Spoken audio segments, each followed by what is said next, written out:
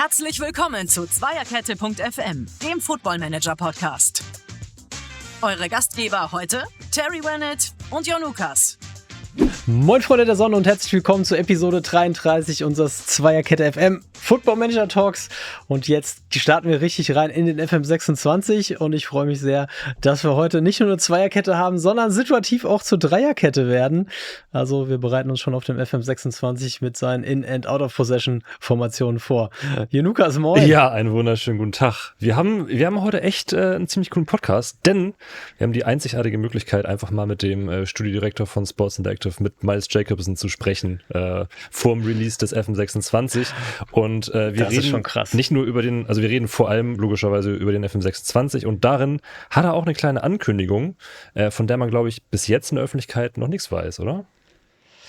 Ja, das ist richtig. Also ich weiß nicht, vielleicht weiß man es, wenn der Podcast draußen ist schon, das weiß ich jetzt nicht mehr. Ich weiß nicht, welche Ankündigung du meinst. Egal, aber der Clickbait soll funktionieren. Hört euch das Ding bis zum Ende an und dann bin ich zufrieden.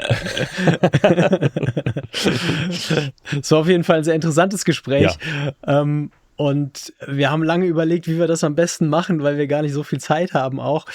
Und ja, ihr Miles ungeschnitten sozusagen hören sollt. Und deshalb haben wir uns entschieden, das Interview komplett in Englisch in dieser Folge zu lassen. So, für alle, die jetzt Angst haben, dass wir da nicht alles mitbekommen. Ihr werdet nicht alleine gelassen. Zum einen könnt ihr ans Ende des Interviews springen. Wir werden auf jeden Fall Kapitelmarken hier einfügen in die Episode.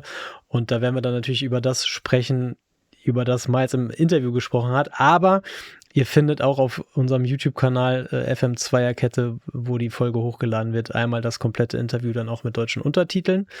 Und außerdem werden wir das Transkript auch als Interview auf FM.Zweierkette.de veröffentlichen. Und beides findet ihr natürlich in den SHOWNOTES verlinkt. Ich hoffe, das ist für euch eine gute Lösung. Ja, aber ich wollte jetzt nicht Miles mit meiner deutschen Stimme synchronisieren. Oder so eine komplett gruselige KI-Stimme oder sowas. Das lassen wir mal lieber. Genau.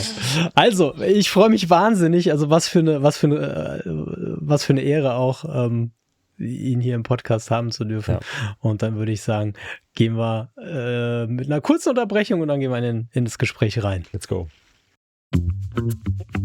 Werbung.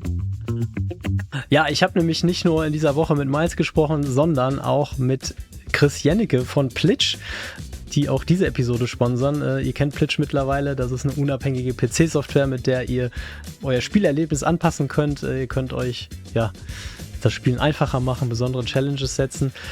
Aber das Interessante ist, Chris Jennecke ist im Prinzip der Ursprungserfinder, der damals den Megatrainer ins Leben gerufen hat, der dann zu Plitch geworden ist. Und in der Zeit, wo wir von Plitch gesponsert werden, haben die ihr Portfolio massiv ausgebaut von 5000 Spiele, die unterstützt werden, jetzt auf über 5500 Spiele und von über 70.000 Codes auf 75.000 Codes. Das ist nicht schlecht. Das sind eine Menge Codes. Und also was uns hier natürlich immer vor allem interessiert, ist der Football Manager. Wir haben ja schon oft darüber geredet, wie viele Codes Plitch für den FM24 hat. Gibt es denn schon Informationen, ob es auch zum FM26 Codes geben wird? Das war natürlich die erste Frage, die ich dem Chris gestellt habe. Und er hat gesagt, er freut sich schon. Der FM wird da wahrscheinlich auf seinem Schreibtisch landen. Yes. Er wird das dann in Plitch integrieren. Also die Zukunft ist gesichert. Alle Infos zu Plitch findet ihr unten in der Videobeschreibung und in den SHOWNOTES. Da könnt ihr euch Plitch kostenlos herunterladen. Und wenn ihr mit Plitch Premium durchstarten wollt, dann könnt ihr mit dem Rabattcode FMZ10 10% sparen. Werbung Ende. So folks, today we are talking with Miles Jacobson, Studio Director of Sports Interactive, the creators of Football Manager. Welcome to the show, Miles. Thank you very much for having me. It's great to be here. And lovely to be talking to you as well, Terry, because you've been such a massive supporter of us in Germany for many, many, many years, even when we weren't doing proper releases over there. I remember meeting you for the first time a long time ago. So it's lovely. Yes. It's lovely to be able to talk to you in this environment properly rather than just having a chat over a beer as we've done many times in the past. Particularly now that I don't drink, so I don't have beers anymore. Yeah, thank you very much. And the last time we met in Liverpool, a little bit over a year ago, all three of us watched John Terry analyze Football Manager corner routines at the FIFA World Cup. That was crazy. The way that the team at FIFA and the production team, who were called Lively, the way that they managed to bring the game to life as a broadcast, it was quite an emotional day for me. And John again. And John I've known for quite a long time. He was one of the first footballers to say that he played the game actually back in the Championship Manager days. And he would invite me to a game every year to get free copies. So I'd be sitting in his box. This is before we were digital, right? And I would have physical copies and I have to go and meet them in the car park after the game to give him and some other players copies of the game. So having a proper fan there, you know, it was great having someone who is a big fan of the game and is able to talk about it from that perspective rather than just someone who's doing it for the cash, which sometimes people do. That was really special as well. Yeah, I remember your face very vividly, that this was an emotional moment for you. And just a few months later, you had to make the decision to cancel FM25. So, which was also an emotional moment for me. So my question is, on a scale from 1, the cancellation, to 10, John Terry, where are you right now on your roller coaster ride? You know what? The scale changes every hour at the moment. I don't know whether a band called Boyzone were popular in Germany or not. They were a boy band in England, but the singer had this song called "Life Is a Roller Coaster" as a solo record, and that's what it's like at the moment. So today, I've been a 2, a 5, an 8, a 10. Probably around now, I'm about a 7 at this time. So there are so many things going on at the moment. So got an approval for an announcement that is coming tomorrow. So we're recording this on Thursday, but it's being put out on Monday. So I'll be able to talk about that announcement a little bit. So that was definitely a 10 moment. And we've recorded part of a live stream today, and that was definitely a 10 moment. But there's also a bug that I found this morning that we thought was fixed that's come back. That was a 2 moment. So every hour at the moment is different. I think with the release, with the alpha, the beta coming next week, the early access beta coming next week, I'm both very excited and nervous at the same time. Because one of the things that we found with the consumer testing that we've been doing is and this is a crazy thing to say, right? The people who play the game for 200 and 300 hours, any other game on the planet would call them the hardcore of the hardcore. For us, they're fans of the game that play it a lot, but don't even hit that average number. They're coming in and playing the game in studio and are getting into the UI in about half an hour to an hour, right? They're understanding it. The people like yourselves and your audience, the uber hardcore audience who play for 500, 600, 1,000 hours every year, they're taking a lot longer to get into the UI because they have to forget everything that they know. Because they're so used, like when you guys are playing the game, you know where every button is that you want to click, right? You know where every option is. Everything's moved. So you have to unlearn all of that because this is a new game. It's not a continuation of FM24. This is the first year in a 20-year. Think of it like a reboot, if you like. So a reboot of Spider-Man or a reboot of Superman and a reboot of Football Manager.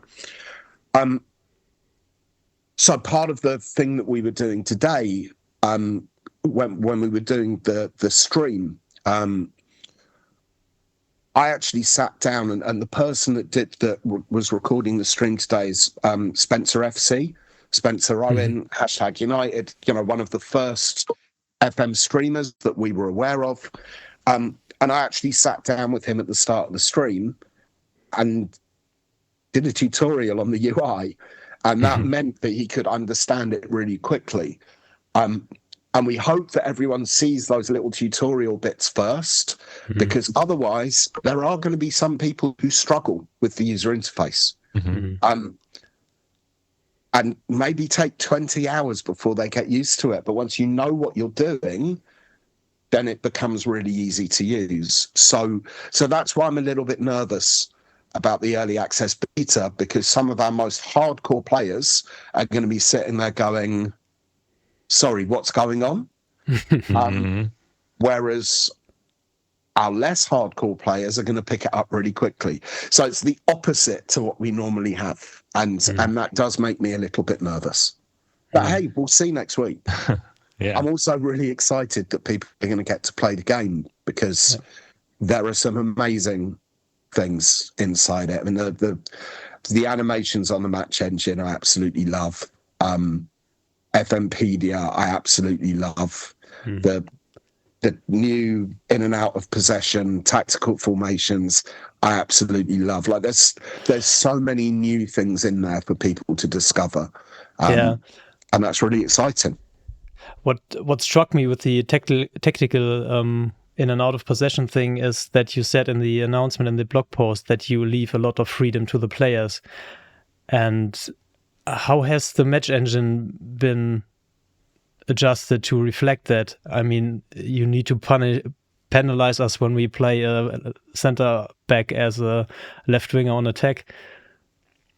There's been a huge amount of work that's gone on under the hood with the AI of the match engine, because there had to be to make the new tactic system work, right? We're basically changing kind of everything by allowing for those different formations, and particularly with things like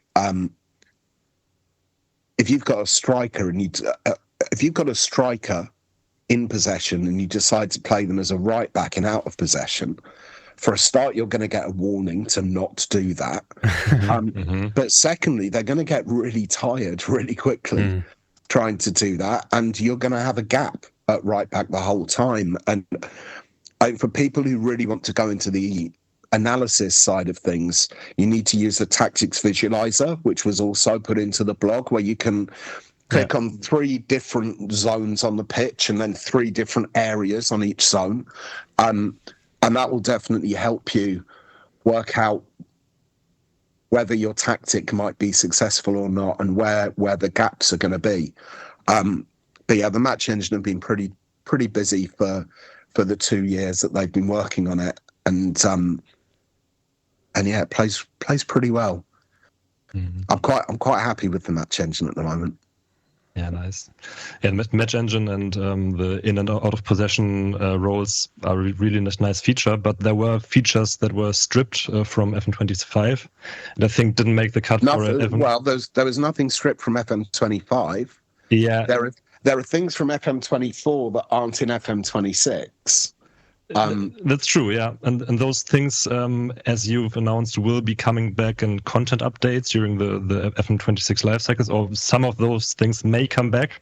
Some of them will come back over time. So if you look back at the blogs that were written back then, the dates that were given of when things were going to come back were based on us releasing FM25.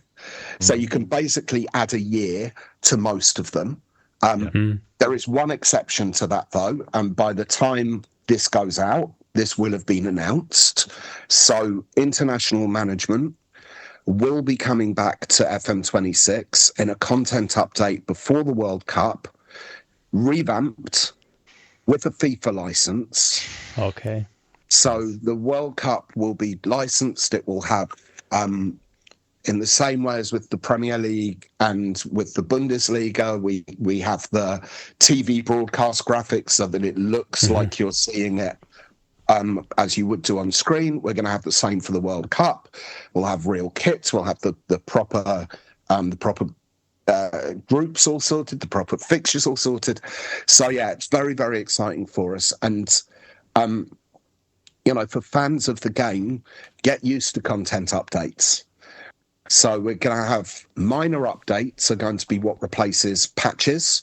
Minor updates will be bug fixes and we will be supporting the game a lot. We've already got a good roadmap for minor updates because this is the first year, as I keep saying, it's the first year of the next generation.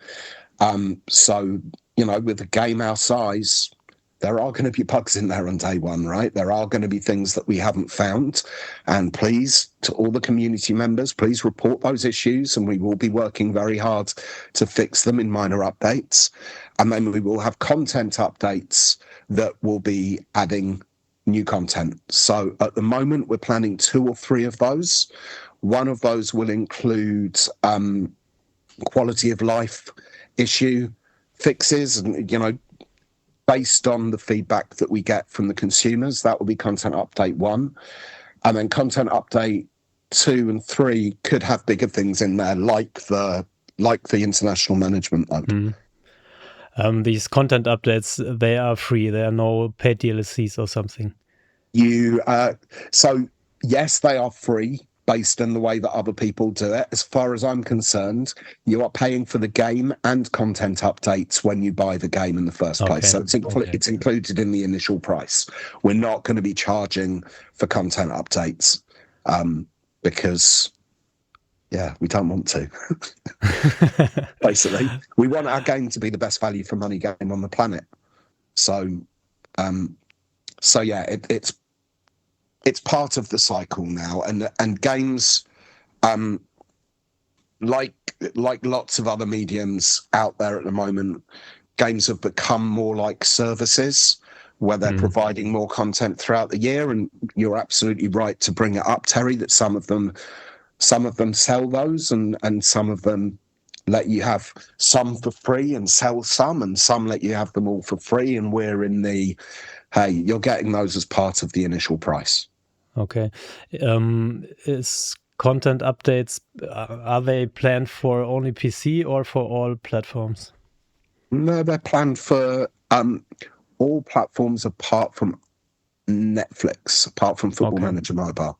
So international management will be coming to console, international management will be coming to Apple Arcade, and Switch as well, I think. So, and PC and Mac. So, all platforms apart from Netflix. Because Netflix actually has international management from day one, because the Netflix Football Manager Mobile hasn't moved across to Unity. So that is a continuation of the previous series. Okay. Speaking of features, I remember the days when you did those Twitter feature announcement of little features. And do you have any smaller features you are very excited about? So aside from the headline ones, there's probably a few thousand. Harry, so it's so give us 5. It's difficult to pick out one. Okay. The way that the back and forward arrows work, the way that the back and forward buttons work is really, really important to the game, and is great. So that's one little one. Because everything has changed, it's really, really hard. It's really hard for me to pick things out. So most of those things would be user interface wise. The way that you don't have to click on drop downs to open them on the navigation side of things is great. FMpedia we have announced, but I don't think we've given it enough of a fanfare. So FMpedia is when you've got the search bar, you don't just search for players and clubs in there anymore. You can type in tactics, or you can type in recruitment, and you'll get a description of what recruitment is and a description of what tactics is, as well as links to the screen in the game. So so it's a complete hub into the game and the game world. Absolutely. Okay. Some of the new player instructions and team instructions are really cool. Changed the way that I set up my tactic as well. Save game compatibility with FM23 and FM24. We've actually written a tool to convert your save games to the new format. That's pretty damn cool. I don't think that we've spoken about that a lot in the announcements. Then you're going to see some announcements next week about the character creator, which again is really cool. And something else that we spent quite a bit of time on, and I know that your show, you mainly deal with the PC game, right? Mm-hmm. Yeah, and right. I'm talking about this from a PC perspective, but just hear me out first before judging. The changes that we've made for controller support are really, really cool. And the reason that is important for PCs as well is loads of people now play PC games with control pads. Loads of people are playing PC games on Steam Decks. You've got you are about to have a new generation of PC handheld devices. So PCs are quite a varied beast. You go from a 9-inch screen through to playing on a TV, right, a 60-inch screen. And we have to make sure that our UI and our controller methods can work for all of those devices. So that's been really cool. But one of the reasons I'm pointing out things in the UI rather than going deep into gameplay stuff, which is what you guys want me to do, is I want people to be discovering this stuff for themselves. This is a new game, a new experience. I don't want to spoil it too much. You know, if someone's coming in and they're making a new TV series, they're not going to tell you what happens in the end. They're not going to tell you big story plot lines through it because they want you to actually watch it and play it. So go on in there and discover things yourself. Yeah. So when Football Manager 26 is out, how do you actually measure success of the game beyond sales? Do you look at retention, how long players play the game? Is it community feedback or technical stability? What's the main thing? For me, it's going to be average play times, and we won't know that for 6 months, 9 months. Are people playing the game as long as they do with our other games? So if you look at FM24, and obviously FM24 was a 2-year cycle, right? So there were more people playing it. But we still didn't expect to get to 20 million players. Right? 20 million is an obscene number. Yeah. But what's more important to me on FM24, more important than the total amount of players, was the retention and how many people were playing each month. We had 2 million people play the game in September this year. That's the same amount of people. Wow. It's the same amount of people that played in December when the game first came out. That's crazy. That's crazy. So that level of stickiness to me is the judge, because when it comes to community feedback, which community are you talking about? Because there are loads of different communities out there. The different streamers and even your followers will be different. You don't have complete crossover with all the other streamers and all the other podcast shows. Then you have the millions of people who don't talk to us, but they still play the game. Then you have things like other forums like Reddit, you have Instagram, you have TikTok. They're all different communities in different places. So we know that when the game first comes out, for the reasons I've spoken about with the UI, we're probably going to be greeted at launch with some people going, oh my God, I can't understand how to play the game. They've changed so much. What am I doing? I'm very confident that 3 months later, those people are going to be sitting there going, yeah, the game's great. So I've been setting those expectations, particularly with Sega, that I think the community sentiment is going to get better the longer the game has been out.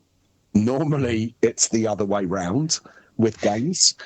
But for me, I'm not going to be judging anything until 6 months in. And, you know, we're sitting here at the moment, even though that there are, well, okay, I'm actually not going to go down that route. We're sitting here at the moment. We're sitting here at the moment with really, really good pre-order numbers. So, like, more than double what we had on FM24, and that's great. But I'm telling Sega, don't get too excited about that, because the anticipation is like nothing I've ever known. It could just be people buying it earlier than normal. But that will be interesting day 1, and that will be interesting in day 30, and that will be interesting in day 90.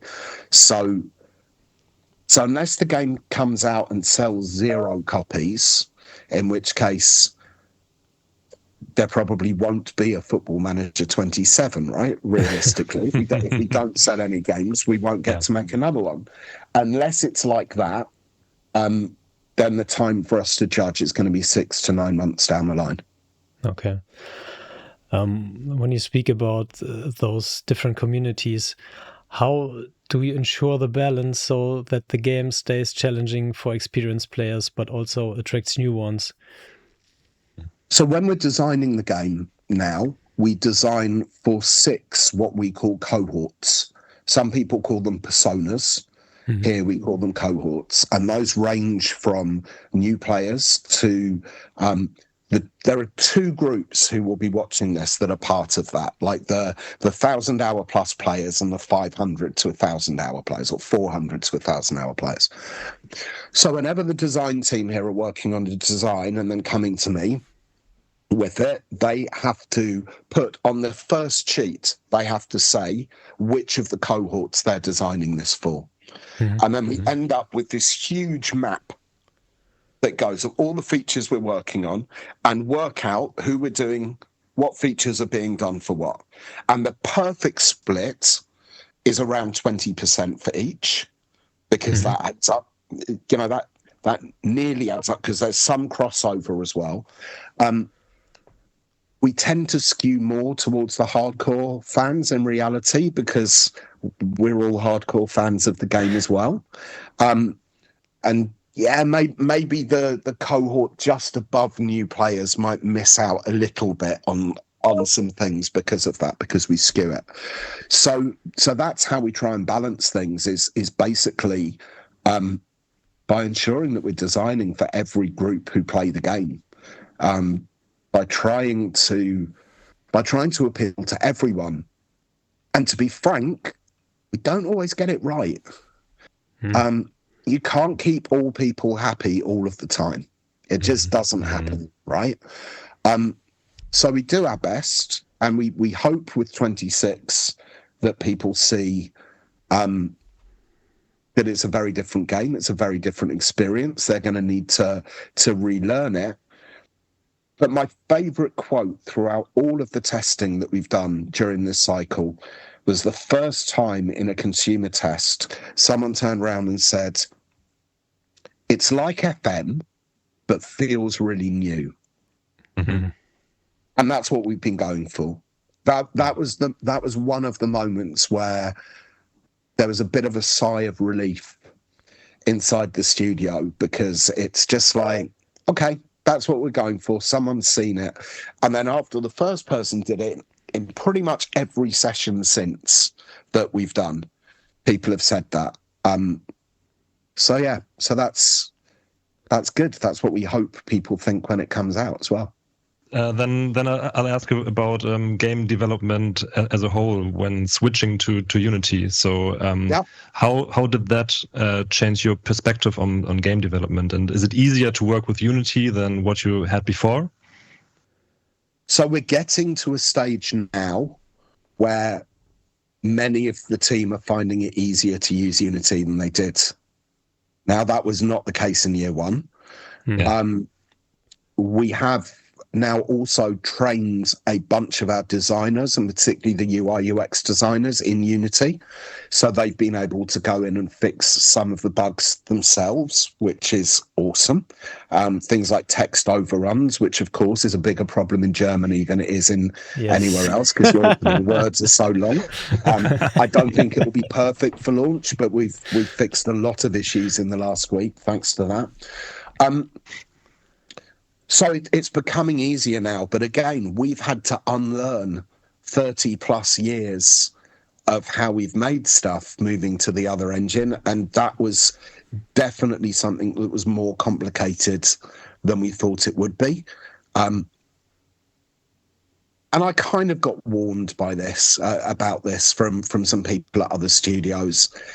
And I was being told, no, it's going to be fine, it's going to be fine. And those same people who said it's going to be fine were then saying, yeah, this is maybe harder than we thought it was going to be. So, but we learn from our mistakes. So we have no regrets. We're very very happy, very comfortable that we moved over. And I think as we get more used to using it, it's going to speed things up a lot more in the future. Have you found new possibilities through Unity that you weren't aware of at the start? I think some of the tools that we now have in place, so being able to get screens designed in one tool, and then we've got a converter that puts it into Unity, which isn't perfect yet, but it does pretty well. That's something that would not have been possible in our other engine, and I know that because we tried for about 10 years to have that tool.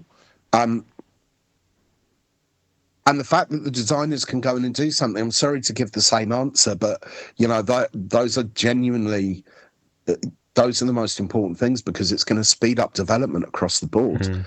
It's going to mean that someone can show me a mock-up, and if I approve the mock-up, it can be in game within a day, rather than it requiring 3 weeks or 4 weeks. So that's the holy grail. And as I said, we're not quite there yet, but we're getting close to being in that position. And if we're able to speed up the development side, that means we're able to do more in a year. That'd be pretty cool. That's nice. Okay. So something completely different. Yeah. You collaborated with EA Sports, building the women's database or getting the women's licenses. How did that work out, and are there maybe future collaborations planned? So we didn't work with them on the database. It was on the licensing side. Okay. So they had a bunch of exclusive licenses. And because our relationship with EAFC is pretty good, we have huge respect for the team there, both the dev team and the business team. We're not rivals. I know that some people online think that we are rivals. It's just ridiculous. There's a huge respect level there. We play EAFC, they play Football Manager. It's great. Okay. So because of that good relationship, we were able to reach out to them and say, hey, look, we're not competitors, and they agree. Will you carve us out of the licenses so we're able to do it? And they went, yeah. So that's how we've been able to get the level of licenses that we've been able to get. So thank you very much to the whole team over there. We don't have any other collaborations planned, but I'm not against collaborating with them. If they wanted to, if there's something that they think of or something that we think of, then, and it works for both of us on a creative level as well as on a business level, then yeah, we'll work with them in the future. I think we're very lucky in that we're friends with quite a lot of studios, and some that are based around the same sport, and some others. Like, I love the games from 2 Point Studios. I'm sitting here today wearing an RGG t-shirt, another Sega studio. And we're very open to collaborations wherever they may come along. I think I love collaborations when they happen in other entertainment industries. So we definitely like to do them, but Football Manager is still the most important thing. So we wouldn't do a collaboration if it's going to get in the way of what we're doing on FM. Yeah. When speaking of corporations, you now have the Premier League license, which must be a dream come true for you. It only took 20 years. I know, when we announced the Bundesliga license, that one took long enough. This one took even longer. So we've had a great relationship with the Premier League for a very long time. There's a charity dinner that we work on together each year, that just happened last week, actually. So we've known them for a very long time. And again, we probably couldn't have got this license if it wasn't for EA, because EA have had the exclusive license for a long time, and we're happy for us to have one as well. So yeah, it's incredible working with them. And if you look at our license portfolio now, We have so many. I mean, the loading screen in the game is now absolutely crazy, right, with the amount of licenses. Yeah. And we've got some. I think we've got some that we still haven't announced as well. So we've got some licenses that we'll be announcing soon. But you look at that top level, we've got FIFA, we've got UEFA, we've got Premier League, we've got the Bundesliga, we've got Liga in France. You can't get much bigger. So we're very, very honoured that the leagues trust us with their IP to be able to accurately reflect their leagues. It shows how far we've come from that bedroom team 34 years ago to where we are now, that they want to work with us. Maybe as a last question, I read something when you were speaking about thinking into the future and into your personal future as a studio director. At which point would you say, are you ready to pass the baton on? In which state must the studio be? Must the game be? When I believe, how can I put this? When I believe that there's someone better than me to do my job, because this is my life's work. I'm not going to hand that over to someone. I'm not the kind of person who will want to leave here and watch it burn, right? Mm-hmm. The legacy must continue in the same way as I've carried on with Ov and Paul's legacy from when they first started doing what we're doing. So, but you know, I'm not young anymore. Okay, I still think I am in my head, but I'm not. So we have lots of people here who have the promise to be able to do exactly that, and got, you know, a bunch of people getting promoted into roles where they can help. But it's not something that's going to happen overnight. It's something that's going to happen over a number of years.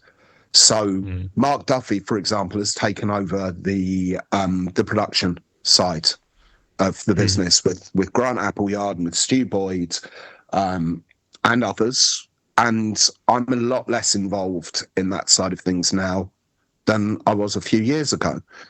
Matt Carroll, our COO, does a lot of the working with Sega, doing all the budgets and that kind of thing, which again was something that I used to do. Alan Granger on the comms side of things.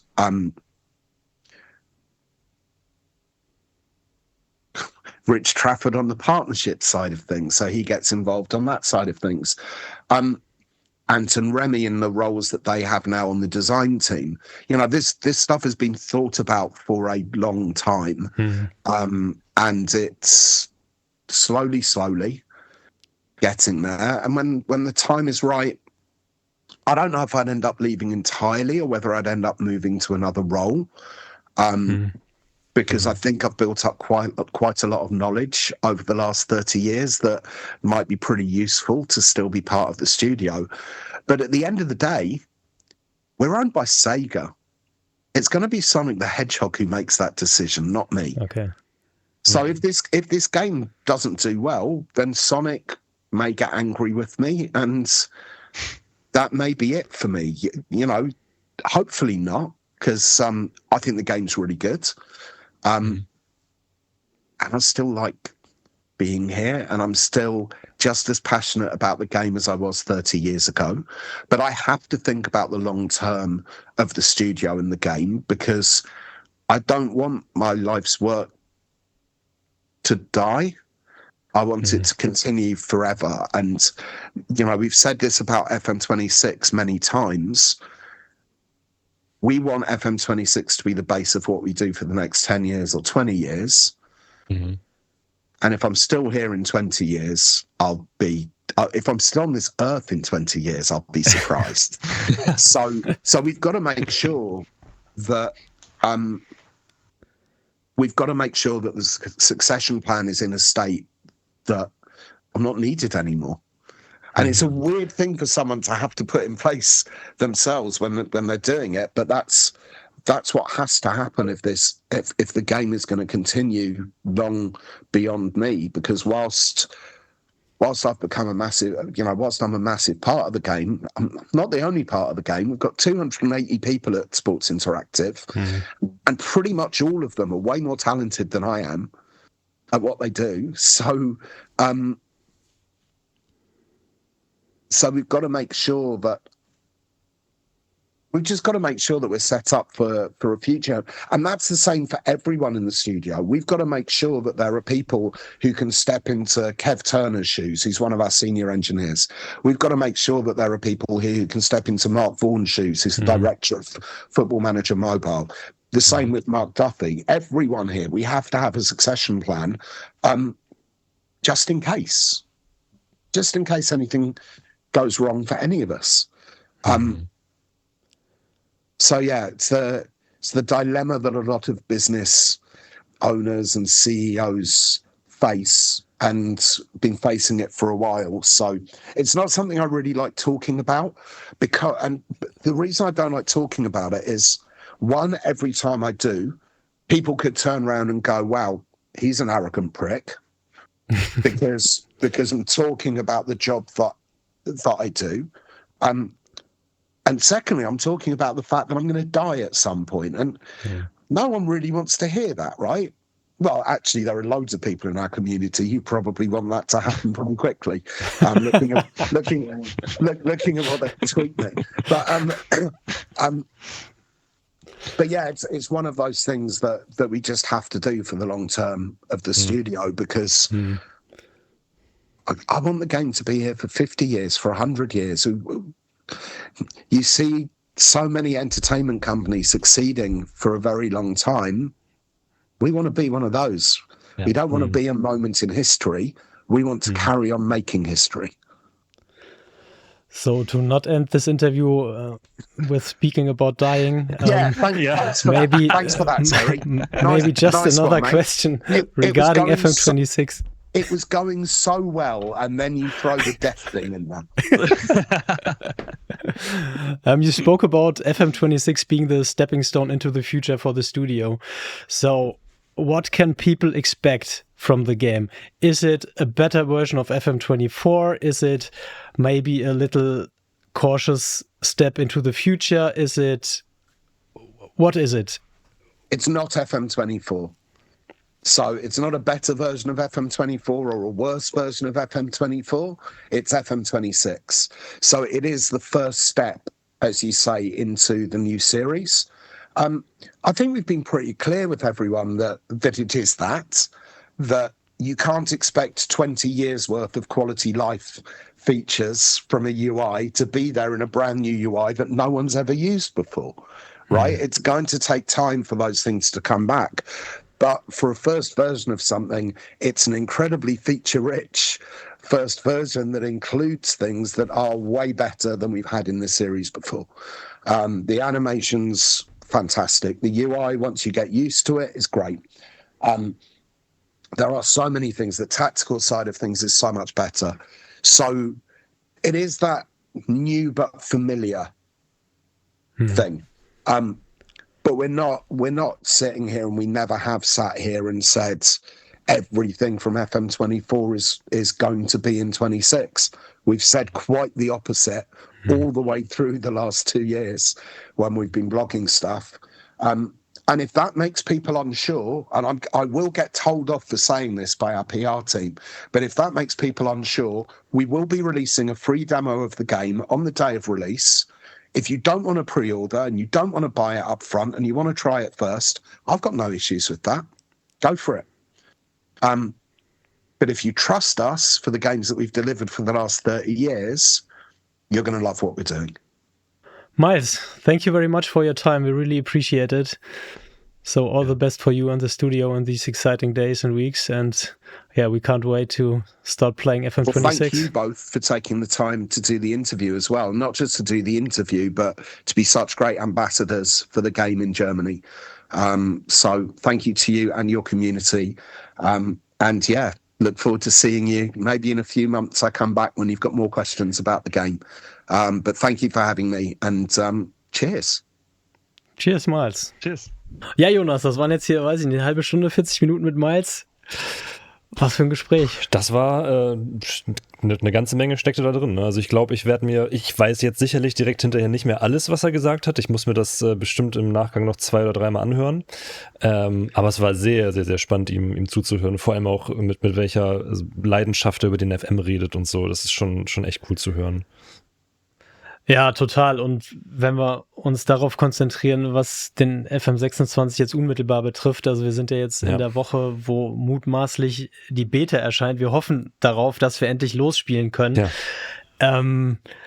Ich fand 2 Sachen interessant. Das eine war der Punkt, wo er meinte, dass Spieler, die sehr vertraut sind mit dem Spiel, ihre Probleme haben werden und eher neue Spieler oder eher nicht so tief mit dem FM verwurzelte Spieler, wo das Muscle Memory noch nicht so kickt, viel leichter damit zurechtkommen werden. Was ja dafür spricht, dass du und ich, die wir sehr, sehr viele Spielstunden haben im Football Manager, dass wir uns erstmal dran gewöhnen müssen, es dann aber trotzdem ein gutes Spiel wird. Das ist der eine Teil. Und der andere Teil ist das Thema. Ich weiß auch nicht, ob ich ihm an der Stelle so recht geben kann, weil er meinte, sie hätten ja immer sehr klar gesagt, dass der FM26 nicht der FM24 in besser sein wird und man nicht erwarten kann, dass 20 Jahre Entwicklung an Quality of Life Features dann direkt auch in der neuen Version vorhanden sind. Also dass man schon erwarten kann, dass die neue Oberfläche an der einen oder anderen Stelle noch nicht zu Ende optimiert ist, noch nicht perfekt ist, noch nicht ist jetzt meine Interpretation, vielleicht nicht jeder einzelne Screen optimiert ist, schön ist, ich weiß es nicht, aber das fand ich schon interessant, weil das lässt ja auch ein bisschen darauf schließen, dass vielleicht einige Dinge fehlen werden, die man lieb gewonnen hat oder an die man sich einfach gewöhnt hat. Ja, das stimmt ja. Es gab jetzt auch die ersten oder weitere Screenshots aus dem FM, wie zum Beispiel dieser Training-Screenshot, den du ja auch in einem Video besprochen hast. Ja. Und ich denke, das ist so ungefähr das, was er meint, dass man an ein paar Stellen ein bisschen eine unrunde Version des FM hat, kann ich mir vorstellen. Was ich ein bisschen schade finde irgendwie. Also, klar, wir haben jetzt 2 Jahre kein FM gehabt und vielleicht ist es übertrieben zu erwarten, dass man jetzt ein perfektes Spiel bekommt, wenn es das erste einer neuen Reihe ist, wie er auch gesagt hat. Das ist jetzt keine Fortsetzung des FM24, das ist ein komplett neues Ding und so ein Ding komplett neu zu entwickeln. Ich kann mir vorstellen, dass es sehr schwierig ist. Ja, aber ich habe so ein bisschen Sorge davor, dass das Spiel dadurch so ein bisschen Spielfluss verliert. Weißt du, dass man sich an diesen Kanten so sehr reibt, dass es einfach weniger Spaß macht. Ich hoffe, dass es nicht so ist. Also dafür haben wir einfach noch nicht FM26 gespielt.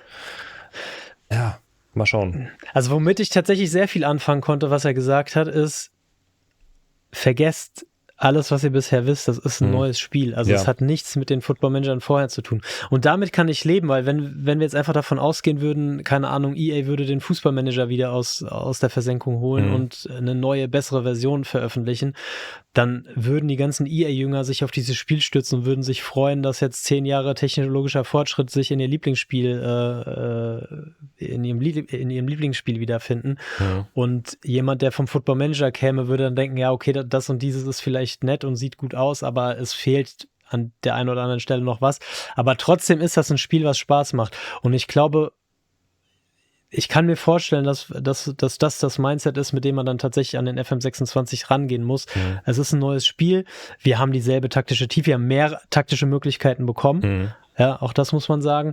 Die Spielweltsimulation ist, wenn ich das damals bei diesem Entwickler-Vortrag da richtig verstanden habe, der auf YouTube zu finden war, von diesem Unity-Entwickler-Ding, die Simulation der Spielwelt ist dieselbe geblieben. Also wir haben im Prinzip die Herzstücke vom Football Manager haben wir weiterhin da, nur die Oberfläche ist halt eine andere. Ja. Und ich glaube, mit dem Wissen, dass es ein neues Spiel ist, dass es ein anderes Spiel ist, was es neu zu entdecken gilt, freue ich mich eigentlich sogar drauf, den Football Manager nochmal neu entdecken zu können. Ich habe ja, glaube ich, in einer der letzten Episoden, erzählt, dass mein Sohn jetzt seine erste Saison im Football Manager abgeschlossen hat, auch tatsächlich einen Titel gewonnen hat. Ja, Glückwunsch. Und die Zukunft von der Vize-Terry-Dynastie ist stark gefährdet, wenn das so losgeht. Aber ich fand das toll zu sehen, wie er da mit seinen 11 Jahren komplett unvorbelastet von allem an diese Spiele rangeht. Ja, er hat zum Beispiel immer seine Taktik komplett umgebaut, wenn er irgendwie eine andere Taktik spielen wollte. Ich habe ihm dann am Ende der ersten Saison dann gezeigt, hier, guck mal, da oben kannst du auch noch eine zweite Taktik. Oh, geil, was für ein Feature. Geil. So. Ja. Und dieses Mindset habe ich mir vorgenommen, mit diesem Mindset in den FM26 zu gehen. Ja. Mir das anzugucken und nicht zu denken, scheiße, im FM24 hätte ich doch jetzt dies, das und jenes machen können. Ist eigentlich wirklich so, ne? Ja. Deswegen, also ich wäre sehr, sehr, sehr gerne dabei, ich würde sehr gerne daneben sitzen und zuschauen, wie jetzt ein komplett neuer Spieler dieses Spiel erkundet. Zum Beispiel mein Bruder hat gesagt, als er jetzt die ersten Videos gesehen hat von der Match-Engine und sowas, geil, darauf habe ich Bock, das sieht jetzt wirklich nach Fußball aus. Und ich hätte richtig viel Bock, daneben zu sitzen, einfach mal zu gucken, so was sind so die Steps, die ein neuer Spieler geht in diesem Spiel. Also ich weiß ja komplett, was ich als erstes machen würde. Ich bin ja komplett festgefahren in meinem FM24-Grind. Ich habe da irgendwie 1500, 2000 Spielstunden oder sowas drin. Und vor allem, wenn du eben auf eine neue Engine gehst, sind das ja die Leute, die du damit irgendwie auch catchen willst, dass du ein paar Leute verprellst, die das Spiel seit 20 Jahren spielen. Ich glaube, das ist ziemlich klar und das sieht man ja auch schon daran, wie so kommentiert wird unter Videos oder unter Artikeln oder Tweets, die Screenshots zeigen, da ist schon ziemlich viel. Also ich glaube, es wird auf Social Media wahrscheinlich ziemlich unruhig werden, auch so nach dem, was Miles jetzt erzählt hat. Klar sagt er auch, dass die sind ja alle selbst Hardcore-FM-Spieler und die haben vor allem auch dann die Leute im Sinn, die dieses Spiel seit 20 Jahren spielen. Aber ich weiß nicht, ob die Leute, die das seit 20 Jahren spielen, mit so viel Veränderung zurechtkommen. Ich wage es mal zu bezweifeln. Ja. Also das ist auch eine Sache, da bin ich sehr, sehr, sehr gespannt drauf. Ja. Wirklich gespannt drauf. Weil das ist so schwer zu... Ja, also erstmal zu deinem Bruder, ne? Also gut, dass du einen YouTube-Kanal hast. Ich erwarte da sehr geilen Content. Ja. Anfänger versus Pro im neuen FM26, irgendwie sowas sehe ich da. Muss gemacht werden, ja. 100 Pro. Ja. Ich hab meinen unerfahrenen Bruder von den FM26. Mein loster Bruder lernt in FM. Ja, genau. So. Ja. Und dann fand ich es eben auch interessant, was er gesagt hat über die verschiedenen Kohorten, auf die hin sie das Spiel gestalten. Also, dass sie irgendwie 5, 6, weiß ich nicht mehr, verschiedene Zielgruppen haben und die Hardcore-Gruppe sind eben nur 2 davon. Also die Leute, die dann wirklich über 1000 Spielstunden haben, über 500 Spielstunden haben. Und was er eben auch sagt, 200 Spielstunden, jedes andere Spiel würde das feiern, wenn die Leute 200 Stunden in diesem Spiel verbringen. Und im FM ist man dann, ja gut, 200, komm erstmal auf unser Niveau. Ja. Klick erstmal auf Fortfahren, Junge. So. Und das fand ich eben auch interessant, wie dann versucht wird, für alle das Spiel weiterzuentwickeln, auch wenn sie dann doch den Schwerpunkt ein bisschen auf die Hardcore-Spieler legen. Auch völlig zu Recht, also sonst wird es für uns keinen Sinn machen, sagen wir mal so. Ja. Aber ja, ich glaube tatsächlich auch, dass die Gefahr dann darin besteht, dass Leute wie du, wie ich, wie die englischen Creator dann auf einmal Dinge vermissen, die selbstverständlich sind, weil wir sie seit Jahren und Jahrzehnten so kennen. Ja. Und meine Hoffnung ist einfach, dass man, wenn man mit dem Spiel eine Weile zugange war, dass sich dann das einstellt, was Miles gesagt hat, dass man sich einfach gewöhnt, dass das Muscle Memory umprogrammiert wurde und dass das dann flüssig von der Hand geht und wir dann einfach ein schönes, flüssiges Spiel haben.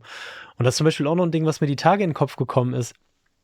Wir haben ja eine komplett neue Engine, das auch eine moderne Engine ist. Also, wo ich mir einfach vorstellen kann, dass sie die Rechenleistung vom Computer viel besser nutzen kann und wir einfach vielleicht auch mal viel schneller durch Saisons bekommen. So grundsätzlich von der Berechnung her. Ja. So.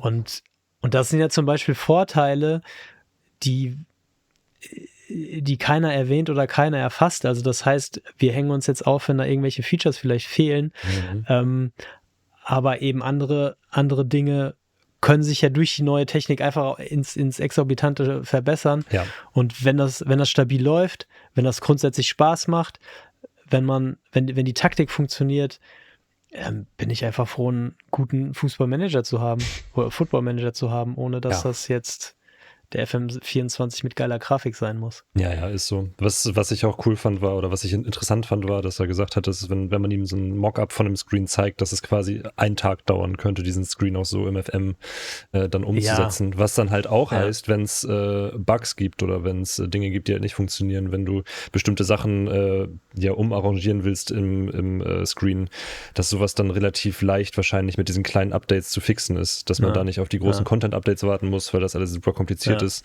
sondern dass du da dann auch, also dass sie auch hoffentlich schnell auf Community-Feedback reagieren können, weil also davon wird es ja mit ziemlicher Sicherheit sehr, sehr viel geben, schon in der Beta-Phase, wenn das Spiel dann draußen ist. Total. Deswegen, ich hoffe halt, dass sie da sehr, sehr agil sind.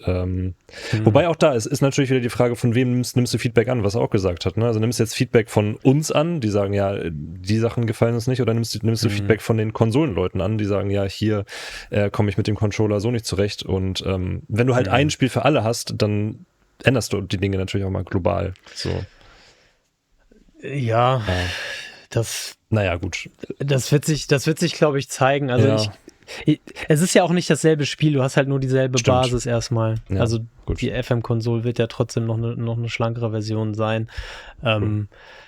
Also ich glaube, wir werden uns an einiges Neues gewöhnen müssen. Ich denke, manche Sachen davon werden positiv sein. Wenn wir jetzt über die Content-Updates zum Beispiel reden, das fand ich auch toll, wie klar er das gesagt hat, dass das eben keine Paid-DLCs sein werden, sondern wir haben dafür bezahlt, dass das in den FM26 kommt und sie wollen dieses Spiel pflegen und dann halt gerade die Nummer, dass du die FIFA-Lizenzen hast. Das ist schon krass. Und wenn ich das richtig verstanden habe, hast du ja nicht nur die FIFA-Lizenzen, was den Wettbewerb betrifft, sondern du hast die kompletten Trikots. Ja.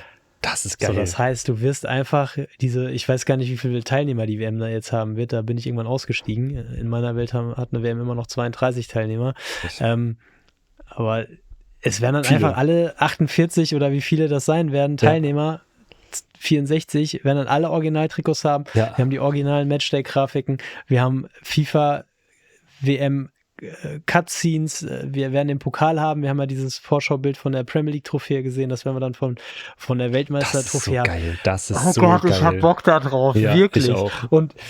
Und es klingt absurd, es klingt wirklich absurd, aber ich find's geiler, dass das zur WM kommt, als wenn das jetzt drin wäre. Ey, das ist wie... Weißt du, das ist wie ein zweites Spiel-Release. Genau, das ist wie FIFA das immer gemacht hat früher mit dieser World Cup Edition, die dann irgendwann kam, kurz vor der Weltmeisterschaft. Du hast dich dann irgendwie 2-3 Wochen vorher, hast du dich voll drauf gefreut, dass es endlich diese World Cup Edition kam. Also das war, glaube ich, 2014 war das, wo das dann auch in Ultimate Team kam. Ich habe es so geliebt, dass es dann erst kam.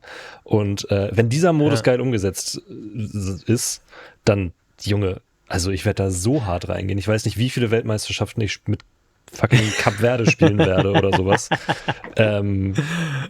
Geil. Da habe ich mich richtig drüber gefreut, als er das announced hat. Das ist richtig, richtig Das ist cool. Richtig geil. Ja. Also wir haben jetzt nicht über Multiplayer oder so mit ihm gesprochen, aber ey, stell dir einfach vor, du machst eine Streamer-WM mit der echten WM. Ja. Du gehst da einfach rein mit 32 Streamern oder so. Heftig. Ich weiß nicht, ob das geht technisch oder der FM26 dann kapituliert. Ja. Aber ich sehe das. Und dann zur WM. So, und der Modus ist neu und es sind die FIFA-Grafiken drin.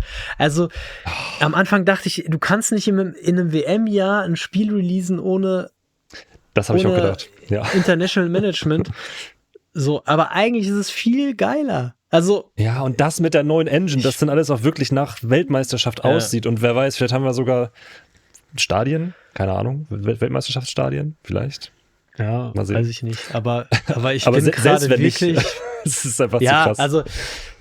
Also ich bin natürlich immer hart an der Grenze zum Fanboy, weil ich den FM liebe, weil ich die Leute mag und weil ich einfach froh bin, dass es sowas gibt wie den FM und auch so ein Entwicklerstudio gibt wie Sports Interactive, weil bei aller Kritik, die auch verdient haben, es zeugt einfach von Größe, wenn du ein Spiel nicht veröffentlichst, wenn es scheiße ist. So.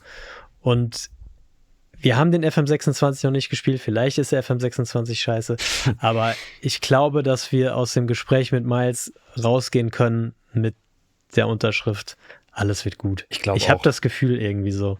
Ich habe das Gefühl. Ja, ich auch. Ja. Es wird nicht scheiße. So. Ja, und Und die Basis ist halt da, die Match-Engine ist da, die Spielszenen, die wir bisher gesehen haben in den Trailern, die sahen richtig gut aus. Das ist auf jeden Fall ein klares Upgrade zum FM24, wenn wir uns da auch die Animationen und so weiter anschauen. Und dann haben wir eben die zusätzlichen taktischen Möglichkeiten, die für viele, für dich und mich auf jeden Fall auch ein Kernelement sind. Und ich habe auch zum Beispiel Bock auf YouTube mehr Taktikvideos zu machen, im Sinne von, ich mache eine Recreation von. Voll. Also, keine Ahnung. Ja, und ich weiß nicht, ob wir den Schwenk jetzt noch machen wollen. Es kam jetzt auch ein paar Artikel raus zum FM26, wo dann Journalisten schon da waren in London und das Spiel gespielt haben. Und so, ich habe mir diesen langen Artikel von Eurogamer jetzt noch nicht komplett durchgelesen, aber so wie ich das verstanden habe, ist der Grundtenor, dass es an sich viel Umgewöhnung ist. Es steckt ein gutes Spiel drin. Es gibt noch ein paar Ecken und Kanten, die geglättet werden müssen. Aber alles in allem ist das ein Spiel, was man spielen kann, mit dem man Spaß haben kann. Und ja, das habe ich zum Beispiel auch rausgelesen beim Kicker. Ja. Das hat ja der Kollege Sven Grunwald, der in der letzten Episode bei uns zu Gast war, die ihr euch auch gerne nochmal anhören könnt, wo wir so ein bisschen die erste Einschätzung vornehmen, was wir vom FM26 erwarten. Das ist ja auch das, was er geschrieben hat. Also es knarzt noch an den Ecken und Enden, aber grundsätzlich ist das ein gutes Spiel. Sondern man muss auch einfach davon ausgehen, ich weiß nicht, wann die in London waren, ich meine, es ist ein paar Wochen her oder auf jeden Fall. So, ja, doch, ich meine schon ein paar Wochen her. Oder Anfang Oktober, Ende September, Anfang Oktober war das, glaube ich. Das ist noch nicht das Spiel, was wir in der Beta bekommen werden, weil gerade am Ende dann oft so Dinge dann gefixt werden. Also erstmal werden die Grundmechaniken programmiert. Und dann wird die UI gebaut, dann wird die glatt gezogen. Ja. So, das ist das, wie ich das kenne und erwarte. Und insofern würde ich mir jetzt auch keine allzu großen Sorgen machen über diese Artikel. Die haben mich eher darin bestärkt, in dem Gefühl, was Miles mir jetzt auch vermittelt hat, muss ich sagen. Ja. Es wird ein gutes Spiel. Es wird einiges geben, was wir vermissen werden. Ja. Es gibt einiges, was wir vielleicht schlechter finden als im FM24, aber der FM24 ist eben ein Spiel gewesen, was 20 Jahre auf derselben Plattform immer weiter optimiert wurde und wir haben jetzt einfach den Start einer neuen Ära und als Fanboy bin ich immer einer, der solche Dinger dann natürlich auch gerne kauft. Ich glaube auch, deshalb hat Miles Jacobson gesagt, ich bin in der stressigsten Zeit des Jahres und ich nehme mir 40 Minuten Zeit für einen deutschen Football-Manager-Podcast, das ist schon cool. Das gab's noch nie. Ja. Es gab's noch nie. Und an der Stelle auch vielen Dank an unsere Hörer, weil ohne euren Support wäre das eben auch nicht möglich. Also weiter so, Freunde der Sonne. Das ist gerade Sternstunde der deutschen FM-Podcast-Geschichte. Das ist richtig cool. Und ihr seid schuld daran. Also an der Stelle auch vielen, vielen Dank an alle, die den Podcast teilen mit ihren Freunden, die Like da lassen, Daumen nach oben, Kommentare da lassen.